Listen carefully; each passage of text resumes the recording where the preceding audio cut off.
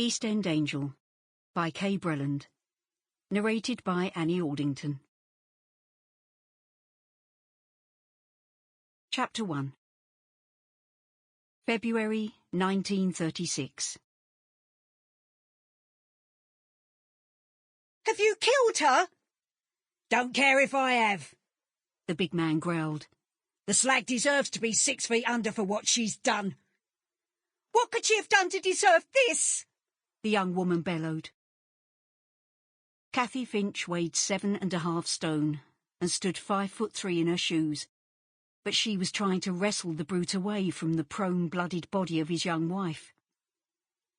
He swatted her aside as easily as he would an irritating moth. Kathy regained her breath and balance, then launched herself at the stevedore again. This time, when she grabbed his hairy forearm, he allowed her to pull him back, having delivered a final lazy stamp to the figure on the floor. Ruby Potter had curled into a fetal position in a vain attempt to protect herself and her unborn baby from her husband's boots. But whereas moments ago she'd been gamely fighting back, punching and slapping at his thick shins, now she was motionless, her face fallen away to the wall. Satisfied with the punishment he'd inflicted, Charlie Potter sauntered off to get his donkey jacket from a filthy armchair. The child sitting on it barely flinched as the coat was whipped from under her. I think you know right enough what she's done, miss. Charlie finally answered Kathy. Don't come the innocent with me. Ruby talks to you about all sorts of stuff. I've heard her. She talks to me 'cause I'm her midwife, Kathy yelled. She dropped down beside Ruby and was feeling her limp wrist for a pulse. She swiveled on her knees, aware that at any time the vicious bastard could again let loose his temper and she might be on the receiving end. She felt ire well up inside. She'd go down fighting like Ruby had. She'd no idea what had led up to this beating, having arrived after it had started. At the sound of the blood-curdling commotion, she'd raced down the passageway and burst into the room, but by then her patient was already on her knees. The punch she'd seen Charlie deliver had looked savage enough to fell a horse.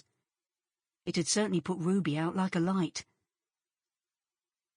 Kathy's eyes slewed to the chalk-faced child sucking her thumb and watching everything with unblinking intensity. She knew she herself was relatively safe. But a maniac such as Potter, who believed his family were his chattels to do with as he liked, wouldn't think twice about laying into his small daughter if he thought she was being insolent. You'd better get out of here. I'm warning you. I'm calling for an ambulance and then I'm getting the police. Kathy's fear was subdued by fury. Charlie Potter swooped on Kathy, pinching her chin between his calloused fingers. Her neck strained as he hauled her up, using just those remorseless digits until she was on her feet and gritting her teeth in agony. When standing in front of him, she tried to jerk back from his leery gaze, but the pain increased, so she settled for despising him with china blue eyes. If she's a goner, I've got friends who'll say I was with 'em. I've got other friends who'll turn things bad for you. He patted her cap and gave her a tobacco-stained grin, making her recoil from his stinking breath. Just 'cause you're friendly with the coppers don't mean nothing. My friends have got mates in the constabulary and all, if you get my drift. So you think on, miss. You've been about long enough now to know how we do things round here. His crafty eyes slipped over her slender figure beneath her gabardine mac. We don't need you coming round interfering. I've told you that before. Ruby's got all the help she needs with friends and family. Leave her be. The weak command came from behind, and Kathy spun around so quickly and violently that Charlie's fingernails scored her skin. Are you all right? Kathy crouched, her roving hand immediately testing Ruby Potter's distended belly.